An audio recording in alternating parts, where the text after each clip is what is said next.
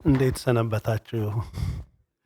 እግዚአብሔር ይመስገን። ጌታን ስለዚህ ጊዜ አመሰግነዋለሁ። አንዳንዶቻችሁን ከረጅም ጊዜ በኋላ ስላየሁ በጣም ደስ ብሎኛል።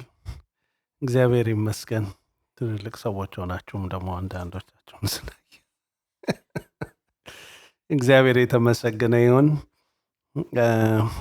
ስለዚህ ጊዜ ጌታን አመሰግናለሁ። ስለዚህ እንግሊዝኛ ተናጋሪዎቹ ወጥተዋል ማለት ነው ወይስ አሉ? አም ሶ ግላድ በጣም ደስ ብሎኛል። ምክንያቱም ይሄ የእንግሊዝኛ ሰዓቱ እየቆጠረ ነው። ኦኬ፣ ስለዚህ ሌላ ነገር አልልም ማለት ነው። እኔ በሰዓት በጣም አምናለሁ። ስለዚህ ለማንኛውም አንድ ደቂቃ ወስጄ ይሄንን አፕሪሺየት ማድረግ እፈልጋለሁ። ምንድን ነው ከብዙ ዓመት ጀምሮ ወደዚህ ሀገር ስመጣ ወደ ተለያዩ የሀበሻ አገልግሎቶች እሄዳለሁ እና ትልቁ የኔ ጥያቄ እኛ መቼ ነው ለሌሎች ብርሃን የምንሆነው? ለጎረቤቶቻችን ብርሃን የምንሆነው? እና የክርስቶስ ወንጌል የበራልን ለዘራችን ብቻ አይደለም አይደለ? ለእኛ ብቻ አይደለም፣ ግን አጠገባችን ላለው ሰው ነው። አክቹዋሊ ለልጆቻችን ብቻ አይደለም፣ ለጎረቤቶቻችን ነው። እነዚህ ጎረቤቶቻችን በዓለም ዙሪያ ያሉ ሰዎች ናቸውና የእግዚአብሔር መልእክት በእኛ ውስጥ አልፎ ለሌሎች በተለያየ መንገድ ያልፋል እና እግዚአብሔርን አመሰግናለሁ ይሄንን ጥሩ ነገር ስለምታደርጉ። ቢደክማችሁም አድርጉት ማለቴ ነው። ኦንሊ ቲንግ አሁን መልእክቱ ተነግሯል። የእግዚአብሔር ቃል እኮ ተነግሯል እና እኔ ተጨማሪ ነኝ ማለት ነው እንጂ አክቹዋሊ ኢት ኢዝ ዳን። እና አሁን እንግሊዝኛው በአማርኛ ብትሰሙት በቂ ነበረ። እኔ ያው እንደ ተጨማሪ ደግሞ የኔ መልእክት እግዚአብሔር ይመስገን ትንሽ ይጠጋጋል። ሙሉ ለሙሉ ባይሆንም አንድ አይነት ቢሆን ደስ ይለኝ ነበረ። አንድ አይነት እንዲሆን አበረታታችኋለሁ። ምለው ገብቷችኋል አይደለ? አንድ አይነት ቢሆን እንግሊዝኛው ወደ አማርኛ ቢተረጎምና ወይ አማርኛው ወደ እንግሊዝኛ ቢተረጎምና አንድ መልእክት በአንድ ቀን ብትሰሙ it will be more blessing ብዬ አስባለሁ። እግዚአብሔር ይባርካችሁ። እና እኔ አገልግሎቴ ያው አትላንታ ነው የምኖረው። አትላንታ አንድ ሆስፒታል ውስጥ ቻፕለን ነኝ። እዚህ ሀገር ከመጣሁ ጀምሮ ማለት ነው። በኢትዮጵያ ወንጌላዊት ቤተክርስቲያን ደግሞ እዛ አገለግላለሁ። የእግዚአብሔርን ቃል አስተምራለሁ እና ይሄን ነው የማደርገው። እግዚአብሔር ይመስገን። አጭር ጸሎት አድርገን እንደገና ቃሉን እንካፈላለን። ጌታ አምላክ ሆይ እናመሰግንሃለን። እግዚአብሔር ሆይ ይሄ ጊዜ ያንተ የምትከብርበት የምትጠቀምበት ጊዜ ይሁን። እግዚአብሔር ሆይ በእኔ በደካማው ሕይወት ውስጥ አልፈህ መንፈስ ቅዱስህ የወደደውን ቃልህን ለወገኖቼ እንዲያደርስ እጸልያለሁ። በመካከላችን ተገኝ በኢየሱስ ስም አሜን። ወንድሜ ዳኒ እንደተናገረው እሱ ከኔ አንሶ አውቀዋለሁ እና እግዚአብሔር ይመስገን። አም ሶ ሃፒ እዚህ ስላየሁ ደስ ብሎኛል። ጌታ ይባርካችሁ። ከሉቃስ ወንጌል ምዕራፍ 12 ቁጥር 32 ላይ ነው የማካፍላችሁ። ይህንን ስብከት ይህንን ቃል ኢትዮጵያ ያለውን ያስተማርኩበትና የወንጌል ክፍል ሆኖ ማለት ነው። እኛ ቤተክርስቲያን አንድ 3 ጊዜ አስተምሬበታለሁ። ያለፈው ሳምንት አንዲት ወጣት በማነጋገርበት ጊዜ በድንገት ይሄ ቃል ልቤ ውስጥ መጣ እና በጣም አስደነቀኝ። እና እንደገና ላጠናው ሞከርኩ እና ቃሉን ሳጠናው ልቤን ስለባረከኝ ባለን ጊዜ አካፍላችኋለሁ። እና ምዕራፍ 12 የሉቃስ ወንጌል ቁጥር 32 እና እስከ ቁጥር 34 ያለውን አነባለሁ። እሺ። አንተ ታናሽ መንጋ መንግስትን ሊሰጣችሁ የአባታችሁ በጎ ፈቃድ ነውና አትፍሩ። ያላችሁን ሽጡ፣ ምጽዋትም ስጡ፣ ሌባ በማይቀርብበት ብልም በማያጠፋበት በሰማያት የማያልቅ መዝገብ የሚሆኑትን የማያረጁትን ኮረጆዎች ለራሳችሁ አድርጉ። መዝገባችሁ ባለበት ልባችሁ ደግሞ በዚያ ይሆናልና። ይሄ ክፍል የተነገረው ጌታችን ኢየሱስ ክርስቶስ ነው የተናገረው እና ጌታ ኢየሱስ ክርስቶስ ይሄንን በሚናገርበት ጊዜ የተናገረው ለደቀ መዛሙርቱ ነው እና ይችን ክፍል ብቻ አይደለም የተናገረው፣ በአውድ ውስጥ ነው የተናገረው። ሉቃስ ይሄንን ወንጌል በሚጽፍበት ጊዜ ብዙ ሰዎች እንደሚናገሩ ከጴጥሮስ እየሰማ ነው ወይም የጴጥሮስ ነው የነገረው ይባላል እና ታሪኩንና ከዛ ሌሎችም ደግሞ እየጻፉ የነበረውን ነገር በደንብ አይቶ ነው አስተካክሎ የጻፈው እና በዚህ በምዕራፍ 12 ላይ የሐሳብ ሂደት አለ እና ይሄ የሐሳብ ሂደትን በምታዩበት ጊዜ በሉቃስ ወንጌል ምዕራፍ 12 ላይ ጌታችን ኢየሱስ ክርስቶስ ለደቀ መዛሙርቱና አብረውት ለነበሩ ሰዎች ይናገራል እና ለራሱ ወዳጆች እንደሚናገር ከቁጥር 4 ጀምራችሁ ስታነቡ አትፍሩ የሚልበት ሁኔታ አለ። ይህም አትፍሩ የሚልበት ሁኔታ ስጋን የሚገድሉትን በኋላም አንድ ስንኳ የሚበልጥ ሊያደርጉ የማይችሉትን ሰዎች አትፍሩ ብሎ ደቀ መዛሙርቱን ይናገራቸዋል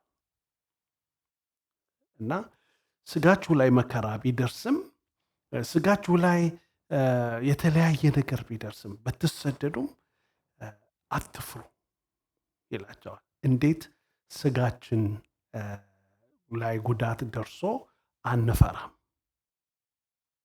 አንደኛው ይሄ ነው። ሁለተኛው ደግሞ የሚላቸው ቁጥር 12 ላይ ደግሞ አትጨነቁ ይላል። ምንድነው አትጨነቁ የሚለው? ደግሞ ተከሳችሁ፣ እንዲህ አድርጋችኋል፣ ከሕዝብ የተለያችሁ ናችሁ፣ ከአካባቢው ተለይታችሁ ልዩ ስብከት ትሰብካላችሁ፣ የሕዝብን ሕይወት እያበላሻችሁ ነው፣ እናንተ የምትናገሩት ሞኝነት ነው እና ከአካባቢው ጋር ልትሄዱ ኮንፈርም ልታደርጉ ስላልቻላችሁ በዚህ ምክንያት ፍርድ ቤት ብትቀርቡ በዚያ ሰዓት ደግሞ አትጨነቁ። ምክንያቱም በዚያ ጊዜ ምን እንደምትመልሱ ወይም እንድትናገሩ የሚሰጣችሁ ቃል የሚሰጣችሁ መንፈስ ቅዱስ አለ። ስለዚያ ደግሞ አትጨነቁ ይላቸዋል እና ቁጥር 11 ላይ ምክንያቱም መንፈስ ቅዱስ በዚያች ሰዓት ልትናገሩ የሚገባችሁን ያስተምራችኋልና ብሎ ይናገራል። ስለዚህ አትጨነቁ ይላል። ደግሞ ቁጥር 22 ላይ ደግሞ ስለምትለብሱት ስለምታገኙት ነገር፣ ስለዚህ ስለምትበሉት ነገር ይላል። ከቁጥር 22 ጀምራችሁ ወደ ታች በህይወት በምድር ላይ ስላለ ነገር ስለ ሰፕላይ ወይም ደግሞ ስለ አቅርቦት በህይወታችሁ ስለሚያስፈልጋችሁ ነገር አትጨነቁ ይላል እና የሚያስፈልጋችሁን የሰማይ አባታችሁ ስለሚያውቅ አትጨነቁ ይላል። እነዚህን ነገሮች በሚናገርበት ጊዜ ጌታ ኢየሱስ ክርስቶስ እነዚህ ሰዎች አይሰደዱም አላለም ብሏል አላለም። መከራ አይደርስባችሁም አላለም። አትራቡም አላለም። እንደውም እንዲህ አይነት ነገር መሆኑ አይቀርም። እንደውም ስጋን የሚገድሉ ሰዎች ይኖራልና ስጋችሁ ሊገደል ይችላል፣ ይውልዳይ። ነገር ግን አትጨነቁ፣ ነፍሳችሁ አትሞትም ይላል። ልጆች ብትሆኑ ኖሮ ማሰራችሁ አንድ ቀልድ ነገር ላሰራችሁ ይችል ነበር። እስቲ አንድ እርስ በርሳችሁ ተቆናጠጡ እላችሁ ነበር እና ትንሽ ረብሻ ይፈጠር ነበር ማለት ነው። እና እንደዛ ሲሆን ምን ፔን በሰውነት ላይ ህመም ማለት ነው። አእምሮ ላይም ህመም ሊደርስ ይችላል። የመጀመሪያ እኮ ህመም የሚሆነው አእምሯችን ምክንያት ስለሚሰጠው ወይም ደግሞ ሪዝን ስለሚያደርገው ህመም ስላለው ነው የሚያምን አይደል እንዴ? ስለዚህ አእምሯችን ውስጥ ነው ሁሉ ነገር ያለው እና አታክድ እንሆናለን እና አንኮምፎርታብል ወይም ደግሞ የማይመችን ሁኔታ አለ። የማይመች ሁኔታ አለ እና የማይመች ሁኔታ በምድር ላይ እንደየአይነቱ መኖሩ አይቀርም። የማይመች ሁኔታ የትም አገር ብትወስዱት ሰውን የማይመች ሁኔታ ሰውን በቃ አያጣውም። በቃ በተለይ ክርስቲያን ሲሆንማ አያጣውም። ክርስቲያን ሲሆን አያጣውም። በተለይ ምክንያቱም ከዓለም ራሱን ስለሚለይ ማለት ነው። የጌታችን የኢየሱስ ክርስቶስ ደቀ መዛሙርት አንዳንዶቹ አሳ አጥማጆች ነበሩ። አንዱ ታክስ ኮሌክተር ወይም ደግሞ ታክስ ሰብሳቢ፣ የመንግስት ቀረጥ ሰብሳቢ ነበር። የተለያየ ሙያ የነበራቸው የራሳቸውን ኑሮ የሚኖሩ የእርሱ ዕድሜ አካባቢ የኖሩና ታናናሾቹ የነበሩ ሁሉን ትተው ተከትለውት ነበረ እና በህይወታቸው ውስጥ ሌላ ዓላማ እንዳይኖራቸው አድርጎ እርሱን ብቻ እንዲከተሉት አድርጎ ጌታ ኢየሱስ ክርስቶስ ጠርቷቸው ነበር እና ተከተሉት 12። ከዛ ደግሞ ተጨማሪ ኑሮ ያላቸው ሌላ አብረዋቸው የነበሩ ደቀ መዛሙርት ደግሞ ነበሩ። 500 የምንላቸው ማለት ነው። እነዚህ ጌታ ኢየሱስ ክርስቶስን ተከትለው ነበረ አብረው። ጌታ ኢየሱስ ክርስቶስ የሚናገራቸው እንግዲህ እናንተ ታናሽ መንጋ ሆይ ብሎ ይናገራቸዋል። ታናሽ የሚላቸው ምናልባት ቁጥራቸውን ሊሆን ይችላል፣ ግን ሞስት ፕሮባብሊ ከኮሚኒቲው ጋር ሲያስተያያቸው አንደኛ ወጣቶች ስለሆኑ፣ ምክንያቱም እሱ ገና 31 ወይም 32 ዓመቱ ነው። ስንቶቻችሁ 30 ዓመት ሆናችኋል? ገባችኋል? 30 ዓመት የሆናችሁ ከእናንተ ታናሽ ነበረ። he was young እና ደግሞ አብረው የነበሩት እንደ ዮሐንስ አይነቶቹ ደግሞ 17 ዓመቱ ነበር፣ 18 ዓመት ወጣቶች ነበሩ እና እነርሱ ጌታ ኢየሱስ ክርስቶስ ተስፋ ይገባላቸዋል። የገባላቸው ተስፋ ምንድን ነው? አንተ ታናሽ መንጋ ሆይ መንግስትን ሊሰጣችሁ የአባታችሁ በጎ ፈቃድ ነውና አትፍሩ ይላቸዋል። ቅድም ያልኳችሁን ነገሮች አስቡ እና ጌታ ኢየሱስ ክርስቶስ ተስፋ ይገባላቸዋል። ምንድን ነው የገባላቸው ካላችሁ መንግስት ነው። ያም መንግስት የእግዚአብሔር መንግስት ነው። ያ መንግስት የእግዚአብሔር መንግስት ነው፣ የምድር መንግስት አይደለም። ጌታ ኢየሱስ ክርስቶስ ወደዚህ ዓለም ሲመጣ እና በምድር ላይ ሲሰብክ በመጀመሪያ ዮሐንስ መጥምቁ ስለምትመጣው የእግዚአብሔር መንግስት ተናገረ። ጌታችን ኢየሱስ ክርስቶስ ደግሞ የእግዚአብሔር መንግስት በመካከላችሁ ናት አለ። የእግዚአብሔር መንግስት ንጉስና መሪ፣ የጦር አዝማች፣ ሁሉ በሁሉ የሆነው የመንግስቱ ባለቤት መድኃኒታችን ኢየሱስ ክርስቶስ ነው። የእግዚአብሔር መንግስት ነው፣ የምድር መንግስት አይደለም።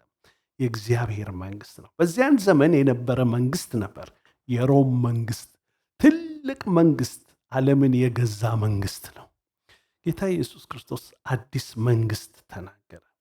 ይህ የእግዚአብሔር መንግስት በምድር የታወጀው በወንጌሉ አዋጅ መታወጅ ነው።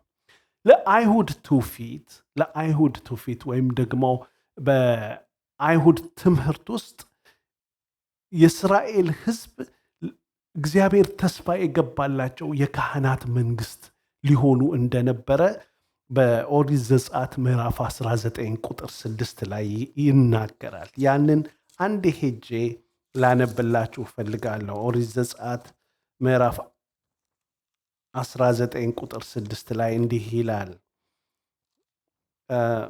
ምን ይላል?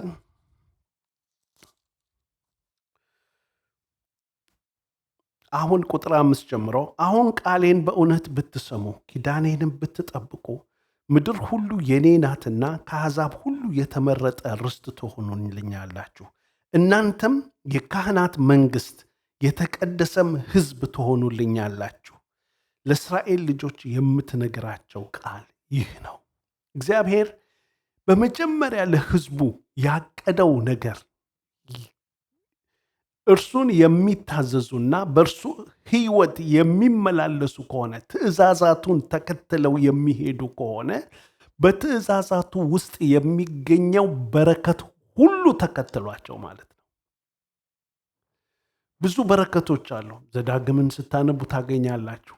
እንደዚሁም ደግሞ በዚሁ በዘጸአት ላይም ደግሞ የተገባላቸው መለኮታዊ ቃል ኪዳኖች አሉ። እግዚአብሔር የበላያቸው ሆኖ በላያቸው ላይ እየገዛ በዛ በደረቅ ምድር የደረቁን ምድር ወተትና ማር የሚያፈስ ምድር እንደሚያደርግላቸው በዙሪያቸው ያሉ ጠላቶቻቸውን ሁሉ እንደሚያሸንፍላቸው ተናግሯቸው ነበር እና የካህናት መንግስት ማለት በእርሱና በዓለም ሕዝብ መካከል ሆነው ዓለምን ወደ እርሱ የሚያስታርቁ የካህናት መንግስት እንዲሆኑ የእርሱ ጥሪ ነበረ። ስለዚህ ይሄ የእግዚአብሔር የመጀመሪያው ዕቅድ ነው። ለሕዝቡ የመጀመሪያው ዕቅድ እግዚአብሔር የካህናት መንግስት እንዲሆኑ ነው። ይህን ታውቃላችሁ። በአንደኛ ጴጥሮስ ምዕራፍ 2 ቁጥር 9 ላይ ስለ ቤተ ክርስቲያን ጴጥሮስ በሚናገርበት ጊዜ እናንተ ግን ከጨለማ ወደሚደነቅ ብርሃኑ የጠራችሁን የእርሱን በጎነት እንድትነግሩ የተመረጠ ትውልድ፣ የንጉሥ ካህናት፣ ለርስቱ የተለየ ወገን ናችሁ ይላል። እንግዲህ ለቅዱሳኑ ለዳኑት ሰዎች ጌታ ኢየሱስ ክርስቶስ የገባው ተስፋ በዚህ በጴጥሮስ መልእክት ውስጥ ተገልጧል ማለት ነው። እናንተ ተጠርተው በሚወጡበት ጊዜ ማለት ነው። ጌታ ኢየሱስ ክርስቶስ ስለ ራሱ መንግስት ሲናገር እንደዚህ ያለ መንግስቴ ከዚህ ዓለም አይደለችም አለው ለጲላጦስ። እና በዚህ በአዲስ ኪዳን ውስጥ ጌታ ኢየሱስ ክርስቶስ ስለ መንግስቱ ሲናገር አስደናቂ ነገሮች ተናግሯል። ቅድም ካልኩት ጋር ለመሄድ ብዬ ነው። እግዚአብሔር ለእስራኤላውያን እናንተ ለእኔ የካህናት መንግስት ትሆኑልኛላችሁ ብሎ የተናገራቸው በቶራ ውስጥ ወይም ደግሞ በብሉይ ኪዳን በአምስቱ የሕግ መጽሐፍ ውስጥ ስላለ ለእስራኤላውያን ትልቅ ኩራት ነው። ነገር ግን ጌታችን ኢየሱስ ክርስቶስ በመጣ ጊዜ ስላልተቀበሉት ጌታችን ኢየሱስ ክርስቶስ አጠገቡ ለሚገኙት እስራኤላውያን ለካህናት አለቆች በማቴዎስ ወንጌል ምዕራፍ 21 ቁጥር 43 ላይ እንደዚህ ተናገራቸው። በጣም ቁልፍ የሆነ ቃል ስለሆነ ነው ማነበላችሁ። ማቴዎስ ወንጌል ምዕራፍ 21 ቁጥር 43 ላይ ጌታችን ኢየሱስ ክርስቶስ እንደዚህ ተናገረ። የእግዚአብሔር መንግስት ከናንተ ትወሰዳለች፣ ፍሬዋንም ለሚያደርግ ሕዝብ ትሰጣለች። በዚህ ድንጋይ ላይ የሚወድቅ ይቀጠቀጣል፣ ድንጋዩን ግን የሚወድቅበትን ሁሉ ይፈጨዋል ይላል። ይሄ የእግዚአብሔር መንግስት ከናንተ ትወሰዳለች የሚለው ቃል የእግዚአብሔር መንግስት ከናንተ ትወሰዳለች የሚለው ቃል ለአይሁድ በጣም ትምክታቸውን ሁሉ ምንም ያደርግባቸው ነው፣ ውርድ የሚያደርግባቸው የእግዚአብሔር መሆናችን ውርድ የሚያደርግባቸውና የሚሰጠው መንግስት አለ ማለት ነው፣ አዲስ መንግስት ይመጣል ማለት ነው እንዲሉ የሚያደርግ ነው። በእርግጥ አልተቀበሉትም። ይሄንን ያለበት ምክንያት ምዕራፍ 21 ራሱ የዚህን ምሳሌ በምታዩበት ጊዜ እግዚአብሔር ስለ ወይኑ ቦታ ይናገራል እና የወይኑን ቦታ አከራይቶ አንድ ሰው ወደ ሩቅ አገር ሄደ። ከዚያ በኋላ እንዲቆጣጠርለት ከባሪያዎቹ አንዱን ላከ። ከዛ በኋላ ያኛው ባሪያው ሲመጣ ሰዎቹ ደብድበው አባረሩት። ከዛ በኋላ ሌላ ላከ። ከዛ በኋላ እርሱንም ደብድበው እንደዚሁ አባረሩት። ከዛ በኋላ ልጄን ያፍሩታል ብሎ ልጁን ደግሞ ላከ። ልጁን ግን በላከ ጊዜ ወራሹ ይህ ነውና እንግደለው ተባባሉ ይላል። ከዛ በኋላ ልጁን ገደሉት። ስለ ራሱ ነበር የሚናገረው። እስራኤላውያን እንደዚህ ነው ያደረጉት። ጌታ ኢየሱስ ክርስቶስ ከመምጣቱ በፊት ብዙ ነቢያትን እግዚአብሔር ወደ እስራኤል ሕዝብ ላከ። ሊቀበሉ አልቻሉም። በመጨረሻ ግን ልጁን ኢየሱስ ክርስቶስን ላከ። ያን ጊዜ እንደዚህ ሰዎች ጌታ ኢየሱስ ክርስቶስን በመስቀል ላይ እንደሰቀሉት የእግዚአብሔር ቃል ይነግረናል። ግን ከዛ በፊት ራሱ ጌታ ኢየሱስ ክርስቶስ ምንድን ነው የሚነግረው? ግንበኞች የናቁት ይህ ድንጋይ፣ ይሄ መሰረት የሆነው ድንጋይ፣ ይሄ ኪስቶን የናቃችሁት ድንጋይ እግዚአብሔር ከፍ የሚያደርገው ልጁ ኢየሱስ ክርስቶስ ራሱ እኔ ነኝ ማለቱ ነው። ከዛ በኋላ በዚህ ድንጋይ ላይ የሚወድቅ ሁሉ ይፈጠፈጣል፣ ድንጋዩ ደግሞ የሚወድቅበትን ይፈጨዋል ብሎ ስለ ኢየሱስ ክርስቶስ የበላይነት፣ ስለ ራሱ የበላይነት ይናገራል። ስለ መንግስቱ የበላይነት ይናገራል። እና በዚህ አዲስ በወጣችሁ ከእስራኤል መንግስት በኋላ ማለት ከእስራኤል ክህነትነት በኋላ ለተሰጣት ለቤተ ክርስቲያን ያላትን መንግስትነት ይናገራል ማለት ነው። እንዴት እንዳገናኛችሁት አላውቅም። እንግዲህ እኔ በውስጥ ያለውን ነገር ነው የምነግራችሁ። እና ምንድን ነው አንተ ታናሽ መንጋም መንግስትን ሊሰጣችሁ የአባታችሁ በጎ ፈቃድ ነው በሚልበት ጊዜ እግዚአብሔር በልጁ በኢየሱስ ክርስቶስ ያሉትን ሰዎች የጠራቸው ለሰማያዊ መንግስትነት ነው፣ የመንግስቱ አባልነት ነው። በዚህ መንግስት ውስጥ ደግሞ መለኮታዊ በረከት አለ ወገኖች ሆይ፣ በረከት አለ። የእግዚአብሔር መንግስት ወገኖች ሆይ በውስጧ የያዘችው የክርስቶስ ኢየሱስን ንግስና ነው ማለት ነው። እግዚአብሔር ይመስገን። በሉቃስ ወንጌል ምዕራፍ 10 ከቁጥር 9 እስከ 11 ላይ እንደዚህ የሚል ቃል አለ። ሉቃስ ወንጌል ምዕራፍ 9 ቁጥር 10 እና 11 ላይ እንዲህ የሚል ቃል አለ። ምዕራፍ 10 ቁጥር 9 እና 11 ላይ እንደዚህ ይላል፣ ነገር ግን ወደምትገቡበት ቦታ ከተማ ሁሉ ባይቀበላችሁ ወደ አደባባይ ወጥታችሁ ከከተማችሁ የተጣበቀብንን ትቢያ ግን እናራግፍላችኋለን። የእግዚአብሔር መንግስት ግን ወደ እናንተ እንደቀረበች እወቁ በሉ ይላል። ለደቀ መዛሙርቱ ቁጥር 9 ላይ ቁጥር 9ን ስታነቡ ያቀረቡላችሁን በእርሷም ያሉትን ድውዮች ፈውሱና የእግዚአብሔር መንግስት ወደ እናንተ ቀረበች በሏቸው። ነገር ግን ወደምትገቡበት ከተማ ሁሉ ባይቀበሏችሁ ወደ አደባባይ ወጥታችሁ ከከተማችሁ የተጣበቀብንን ትቢያ እንኳን እናራግፍላችኋለን።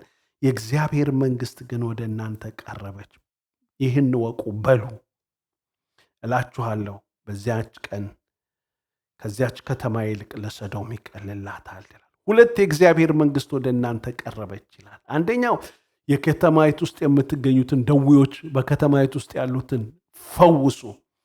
ከፈወሳችሁ በኋላ የእግዚአብሔር መንግስት ቀረበች። ሁለተኛ ባይቀበሏችሁ ምን በሉ? የእግዚአብሔር መንግስት ወደ እናንተ ቀርባለች፣ እኛ ጉዳያችንን ፈጽመናል። የእግዚአብሔር መንግስት ባህሪ ምንድን ነው ወገኖች? የእግዚአብሔር መንግስት ባህሪ የኢየሱስ ክርስቶስ ንግስና ነው። የኢየሱስ ክርስቶስ የበላይነት ያለበት ህይወት ነው። የኢየሱስ ክርስቶስ መሪነት ያለበት ህይወት ነው። ለዚህ ነው ለደቀ መዛሙርቱ ልሰጣችሁ ያለ ህይወት አለ። ይህም የእግዚአብሔር መንግስትነት ወይም ደግሞ በእግዚአብሔር መንግስት በእግዚአብሔር ግዛት ውስጥ መኖር ነው። በእግዚአብሔር መንፈስ አሰራር ውስጥ መኖር ነው። በእርሱ ህይወት ውስጥ መኖር ነው ይላል። ይሄ የአሁኑን ዘመን ሁኔታ በጣም በጣም በጣም የሚፈትን ነገር ነው። በጣም የሚፈትን ነገር ነው። አሁን ያለውን ሁኔታ ማለት ነው። ምን ማለት ነው? ክርስቲያን ኢየሱስ ክርስቶስን በሚከተልበት ጊዜ መከተል ያለበት በመጀመሪያ ደረጃ መንፈሳዊ የሆነ ህይወት እንደሆነ በማመን ነው እንጂ ስጋዊ ህይወት እንዳልሆነ በማመን። ምክንያቱም ቅድም እንዳልኳችሁ እነዚህ ደቀ መዛሙርት አይደርስባችሁም የተባሉት ነገር የለም፣ ወይም ደግሞ አትሆኑም የተባሉት ነገር የለም። ነገር ግን የተባሉት ነገር አለ። አትጨነቁ፣ አትፍሩ፣ አትደንግጡ። ምን እየሆናችሁ? ምንም ነገር እየሆናችሁ ግን አትፍሩ። እግዚአብሔር መንግስት አዘጋጅቶላችኋል። ይሄ መንግስት መንፈሳዊው ህይወት ነው። በክርስቶስ ኢየሱስ የመርካት ህይወት ነው። በክርስቶስ ኢየሱስ ተሟልቶ አሜን የማለት ህይወት ነው ማለት ነው። በሉቃስ ወንጌል ምዕራፍ 17 ከቁጥር 20 እስከ 21 እንደዚህ የሚል ቃል አለ። ይሄ ደግሞ ያስደንቀኛል። ሉቃስ 17 ከቁጥር 20 እስከ 21 እንዲህ ይላል። ፈሪሳውያንም የእግዚአብሔር መንግስት መቼ ትመጣለች ብለው ቢጠይቁት መልሶ የእግዚአብሔር መንግስት በመጠባበቅ አትመጣም፣ ደግሞም እነኋት ወይም በዚህ ወይም እነኋት በዚያ አይሏትም፣ እነሆ የእግዚአብሔር መንግስት በመካከላችሁ ናትና። አሜን አሜን። ልክ አሁን የእግዚአብሔር መንግስትን የምንለማመደው ስለጠገብንም ወይም ስለራበንም ወይም ደግሞ ወይዘሩ ጥሩ ስለሆነ ስላልሆነም ወይም ምንም ስለሆነ አይደለም። it is there with us። ኢየሱስ በልባችን ውስጥ እስካለ ድረስ የእግዚአብሔር መንግስት በህይወታችን ውስጥ አለ። በዚህ ትመጣለች፣ በዚያ ትመጣለች አትባልም። መለኮታዊ ጉብኝትን መጠባበቅ የለብኝም ወይ? አለብኝ፣ በጣም አለብኝ። የእግዚአብሔርን መገኘት ለህይወቴ እፈልገዋለሁ ወይ? አሁን የጸሎት ጥያቄን መልስ መጠባበቅ አለብኝ የለብኝም? አለብኝ። ከእግዚአብሔር ትልቅ ነገር ልቀበል እፈልጋለሁ ማለት አለብኝ የለብኝም? አለብኝ። ኑሮዬ እንዲሻሻል መፈለግ አለብኝ የለብኝም? አለብኝ። ያንን ሁሉ እፈልጋለሁ። ነገር ግን ያንን ሁሉ ብፈልግም ኦልሬዲ ግን የእግዚአብሔር መንግስት አለኝ፣ ተሟልቷል። ዛትስ ኤናፍ፣ ተሟልቷል። ሙሉ ያደረገው ማን ነው? ሙሉ ያደረገው ኢየሱስ ነው። ሙሉ ያደረገው የመንግስቱ መሪ የሆነው ንጉሱ ኢየሱስ በንግስናው ላይ መሆኑ ነው። አሜን፣ እግዚአብሔር ይመስገን። ጊዜ ቢኖር ኖሮ ሌሎች ብዙ ዝርዝር ነገሮች የምናገሮች ነበር። አንድ ጊዜ በትምህርት በጣም ልንጥመጥቅ እንችል ይሆናል፣ ወይም ደግሞ ልዩ ቃል በመናገር ላስደንቃችሁ ይችል ይሆናል። ጥሩ ነገር ነው እንደሱ አይነት ነገር። ነገር ግን በትምህርትም ቢሆን በምንም ቢሆን በሁሉ ነገር ቢሆን ጴጥሮስ ሚል ማን ነው? ዮሐንስ አንድ ጊዜ ብለ እናንተ ከቅዱሱ ቅባት ተቀብላችኋልና ማንም ሊያስተምራችሁ አይቻላችሁም ብሎ እውቀትን ሁሉ ኢትስ ኦኬ መንፈስ ቅዱስ በውስጣችሁ ካለ ለጊዜው የሚያስፈልገውን ቃል መንፈስ ቅዱስ ምን ያደርጋል? he will give you መውጫውን ይሰጣችኋል ይላል። አሜን። ደግሞ ይሄ ማለት መንፈስ ቅዱስን አትሞሉ ማለት ነው እንዴ? አይደለም። ደግሞ ተሞሉ ብሎ ጌታ ኢየሱስ ክርስቶስ እንደውም በደንብ በቃ በመንፈሳዊ ኃይል እየተሞላን በእግዚአብሔር ክብር እየተሞላን ለሚቀጥለው ክብር እንድንበቃ እግዚአብሔር ይናገራል። ወንጌል የሚሰበከው በምንድን ነው? በመንፈስ ቅዱስ ኃይል ነው። የመንፈስ ቅዱስ ኃይል ነው የሚቀጥለውን ሰው የሚለውጠው አይደል እንዴ? አሁን በቋንቋ ጉዳይ ጥሩ ነው ያደረጋችሁት፣ ግን የሚቀጥለው ሰው እንዲለወጥ የሚያደርገው ማን ነው? መንፈስ ቅዱስ ነው። የሰውን ህይወት ኮንቪክት የሚያደርገው መንፈስ በር ሲከፈትለት ነው። ግን እግዚአብሔር መንግስት ወገኖች ሆይ በመካከላችሁ ናት አለ። መንግስትን ሊሰጣችሁ ቤታችሁ መንግስቱ አለ። የእግዚአብሔር መንግስት እናንተ ጋር አለ። እርካታ የት ነው ያለው? በመንግስቱ ነው። we're part of the government። በቃ የእግዚአብሔር መንግስት፣ እግዚአብሔር ኪንግደም፣ የእግዚአብሔር መንግስት፣ የእግዚአብሔር ክብር ያለበት ኢየሱስ ክርስቶስ የሚነግስበት ማለት ነው። ቅድም የተነገረው በዮሐንስ ራእይ ላይ የተነበበው ቃል ሁለቱን ማገናኘት የዕለቱን ጥቅስ ጥሩ ነው ብዬ ስለማምን ነው። እና አትፍራ ብሎ ያሳየው በጉን ነው። ያም ደግሞ ወገኖች ሆይ አሁን ያለውን ክስተት ነው የሚያሳየው። ምክንያቱስ በጉ በአብ ቀኝ ሆኖ የመንግስቱ መሪ ሆኖ አለ። ስለኔና ስለ እናንተ ይማልዳል። እያንዳንዱን ህመማችንን ውጣ ውረዳችንን ስለሚያውቅ እኛን ይዞ ንጉሱ ኢየሱስ ክርስቶስ የመንግስቱ መሪ የሆነው ኢየሱስ ክርስቶስ በአብ ቀኝ ይዞናል። ዊክ ሆኖ አይደለም፣ ወይም ደካማ ሆኖ አይደለም፣ ግን የበላይ ሆኖ ንጉስ ሆኖ አሸናፊ ሆኖ አባት ሆኖ የሚራራ የሚምር ሆኖ አብሮናል። እጃችንን ዘርግተን ጌታ ሆይ ስንል ልንደርስበት የምንችል ነው። እግዚአብሔር ይመስገን። ስለዚህ ይሄን እናስተውል። ይሄ መንግስት ይሄ ያለው እዚህ የእግዚአብሔር መንግስት እዚህ የተሟላ መንግስት ነው። አሜን። የጎደለው መንግስት አይደለም። የተሟላ የሆነው ከማን የተነሳ ነው? ከንጉሱ የተነሳ ነው። እግዚአብሔር ይመስገን። አዝዊ እኛ ልባችንን እስከከፈትንና ራስን ዝቅ በማድረግ ለእርሱ እድል በመስጠት መንፈስ ቅዱስ በፈቃዱ እንዲሰራ እድል በመስጠት በምንፈቅድበት ጊዜ እሱ እንደወደደ የመንግስቱን ስራ ያሰፋል። በምን አይነት? በፈለገው፣ በእህቴ፣ በወንድሜ፣ በማንም ይሰራል ማለት ነው። እግዚአብሔር ይመስገን። ስለዚህ ለእግዚአብሔር መንግስት ገዢ ለናዝሬቱ ኢየሱስ ክርስቶስ ክብር ይሁን። አሜን። እንጸልይ። ጌታ ይባርካቸው።